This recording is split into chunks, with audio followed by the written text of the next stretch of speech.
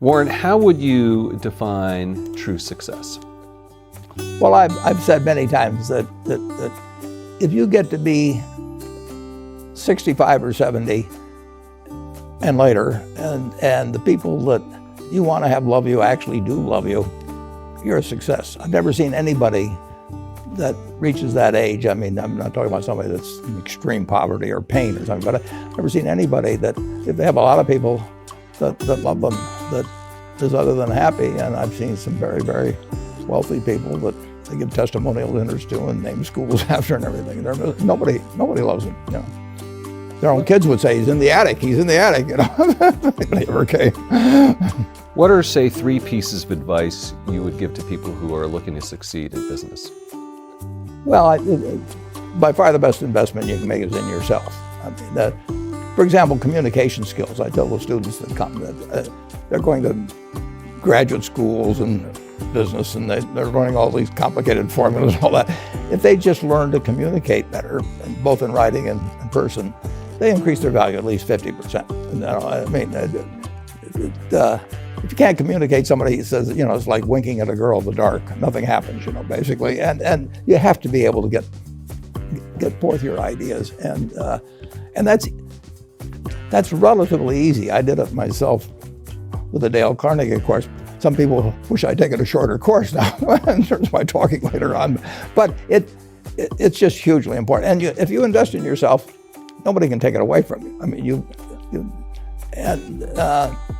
the second thing, which I'll get a certain criticism for not living it, but I do tell those students, you know, that if I gave you a car and it'd be the only car you get the rest of your life, you take care of it like you can't believe. Any scratch, you'd fix that moment. You read the owner's manual, you keep a garage and do all these things, and you get exactly one mind and one body in this world. And you can't start taking care of it when you're 50. By that time, you'll have rusted out if you haven't done anything. So you should really make sure that you just remember that you just got one mind and body to get through life with and to do the most with it. What about life advice? Well, life advice is, you know, the most important thing, aside from the things I've talked about already, is really who you associate with. You want to associate with people that are better than you are. I mean, basically, you'll go in the direction of the people that you associate with, and you want to have the right heroes. You want people, if you want to emulate somebody, you better pick very carefully who you want to emulate. And when, obviously, you can't pick your parents. They're going to have an enormous influence on you, but you don't get a choice on that. But you get choices as you go down the line, and who you admire, who you want to copy, and the most important for most people in terms of that decision is their spouse. It's also important in terms of a partner in business, but the partner in life is the most important one. You want to pick a spouse that's better than you are, and then he or she, and you hope they don't figure it out too fast. Great. Biggest mistakes people make when investing? Well, they try to, they just don't realize that all you have to do is just buy a cross-section of America and then never listen to people like me or read the papers or do anything subsequently. They think that because you can trade, you should trade. You buy a farm, you buy an apartment house, you can't resell it tomorrow, and you know, the cost of moving around. Now you get something handed to you, liquidity, you know, which is instant. You can sell, and the cost of doing it are pennies, you know, compared to other kinds of investment activity. So because they can so easily move around, they do move around, and moving around is not smarter than investing. You have a pretty cool morning routine regarding what you have for breakfast and how prosperous you feel. What is that?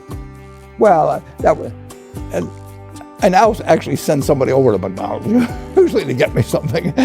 Since the publicity I got from earlier describing my habits at McDonald's, I now have somebody go in the office, but that was more for entertainment value. I eat exactly what I like to eat.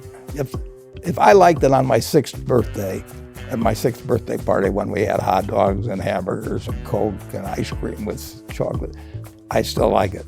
And I don't care about anything subsequently. I discovered it all by the time I was 6.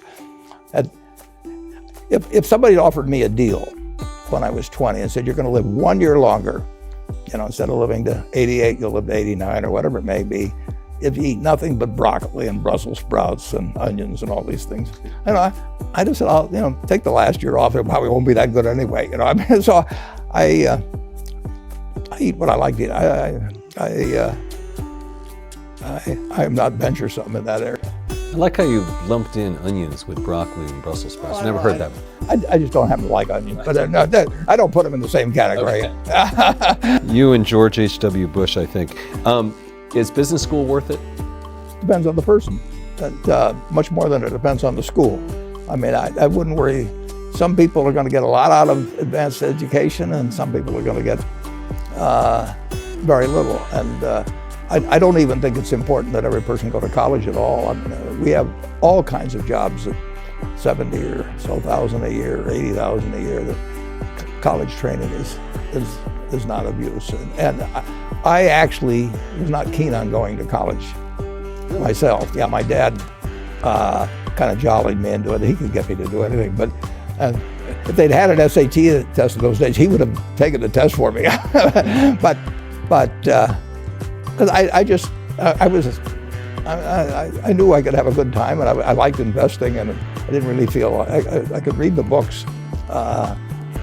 So I don't, it's a big commitment to take 4 years, and the cost involved, and maybe the loans involved, and everything. And I think depending on what your interests are in life, I don't think it's for everybody. I think it's for a lot of people, but there ought to be a reason you're going. And I didn't really see much reason. All right, last question. So lightning round, so there's a few. Do you ever drink water? Only under duress.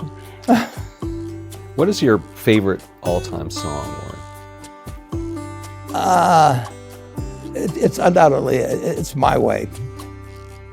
What about movie? Favorite movie? Well, I like The Bridge on the River Kwai because of there were a lot of lessons in that. Plus, it was, enormously fascinating.